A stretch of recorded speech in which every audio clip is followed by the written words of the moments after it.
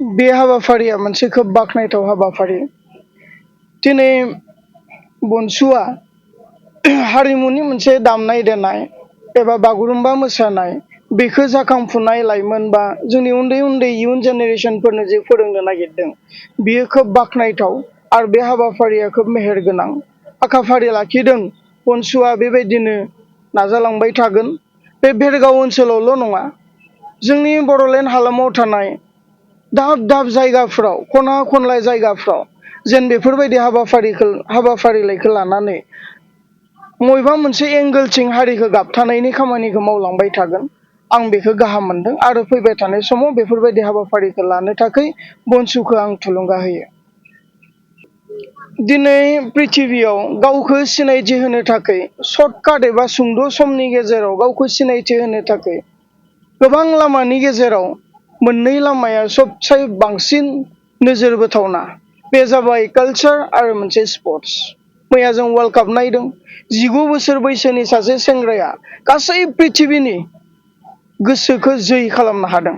19 बोसोराव बिथाङा गासै प्रिथिबिनि मानसिफोरनि गोसोखौ जै खालामदों गावनि टेलेन्टजों, गावनि गेलेनायजों खम समनि गेजेराव। थिग बेबायदिनो कालचाराबो बेबायदिनो मोनसे खम समनि गेजेराव, सुंद' समनि गेजेराव गावखौ प्रिथिबियाव सिनायथि होनो हानायनि मोनसे लामा आरो गावखौ खम समनि गेजेराव केपिटेलाइज बनायनो हानायनि लामा। बिनिखाय आखाफारिदों जोंनि जाखांफुनाय सेंग्रा सिख्लाफोरा दामनाय देनायाव, मोसानायाव, मेथाइ खननायाव बा खेला दुलायाव गोसो होगोन। दिनै आं भेरगाव साब डिभिजनाव दंफायो। भेरगाव साब डिभिजनखौ आङो गोसो गोरबोनिफ्राय साबायखर बावो। मानो होनना बुङोब्ला बिथांमोना स्पर्ट्सआव गोबां गोजौआव भेरगावआ। दिनै जेसांनो जोंनि आसामाव, भारतआव पारामिलिटारिनि मोनसे इन्टारभिउफोर जायो, अदालगुरि डिस्ट्रिक्टनि होननानै जुदि जाया साख्रिखौ मोननायनि लिस्ट रिजाल्टआव ओंखारो, जोङो गाहायथिं नायोब्ला नुयो भेरगाव। आरो बे फिथाइखौ मानो मोनदों? मानो होनना बुङोबा बिथांमोना स्पर्ट्सआव गोबां स्ट्रं। बिनिखायनो बेबायदि साक्सेस जाबोबाय थादों भेरगावआ। बिनिखाय आं खावलायनो नागिरदों बे भेरगाव ओनसोलनि जाखांफुनाय लाइमोन सेंग्रा सिख्लाफोरखौ स्पर्ट्सआवल' नङालासेनो कालचारावबो बिथांमोना गोसो होगोन होननानै। लोगोसे नोंथांमोननि मिडियानि गेजेरजों आं बेखौ एपिल खालामगोन। दिनै गोबां सुबुंफ्रा बनसुखौ सोंखारिनाय बा मोननै जाबाय बा आलादा आलादा बाथ्राफोरखौ बुंनो नागिरो। आं थोंजोङै बे बाथ्राखौ बुंनो नागिरो, जोंहा बर'फ्रा दायो जिखिनि संगठनफोर दङ बिनिख्रुइ बांसिन आरो ओंखारबावनांगौ। नाथाय थांखिया मोनसेयावनो थानांगोन। आलादा आलादा लामाजों जोङो थांनांगोन, नाथाय थांखिया मोनसे थानांगोन। आं दिनै भेरगावआव दोङो।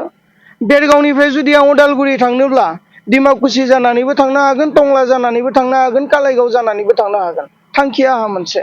बेबायदिनो जोंनि आफादफ्रा अबेबा मोसानो फोरोंनाय, अबेबा गायनाय फुनो फोरोंनाय, सोरबा बिफां गायग्रा, बेराफारसेथिं सोरबा खेला गेलेनो फोरोंनाय, सोरबा गाव फिजिकेल फिटनेस माबायदि लाखिनांगौ बेफोरखौ फोरोंनाय, सोरबाया ड्राग्सखौ होबथानाय, सोरबाया दानाय लुनाय फोरोंनाय, बेबायदिनो आफादफ्रा गावबा गाव मोनफा मोनफा लामाखौ लानानै खनखांनानै खामानि मावनांगौ। जेसां हायो आफादाव जन्मआसो जानांगौ। जन्म जाबायानो थानांगौ मोनसे हारिनि गेजेराव। आफादनि सिमायानो थानो नाङा, नाथाय थांखिया मोनसे जानो नांगौ। बेनिखाय जायफोरा सोंखारिनो नागिरगोन आं बिथांमोनखौ एपिलसो खालामनो नागिरगोन जे बनसुआ गावनि स्टेन्डआवनो दङ।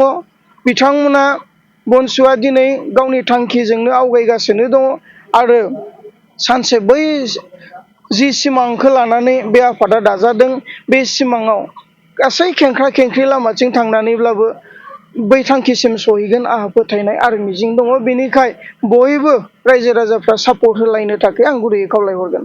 डिसिआव कालचारेल डिपार्टमेन्ट दंखायो। बे कालचारेल डिपार्टमेन्ट थाखानाय हिसाबै आङो बेबायदि सोंखारिनोबो लुगैया बा माबा मोनसे एडभाइसबो हरनो लुगैया।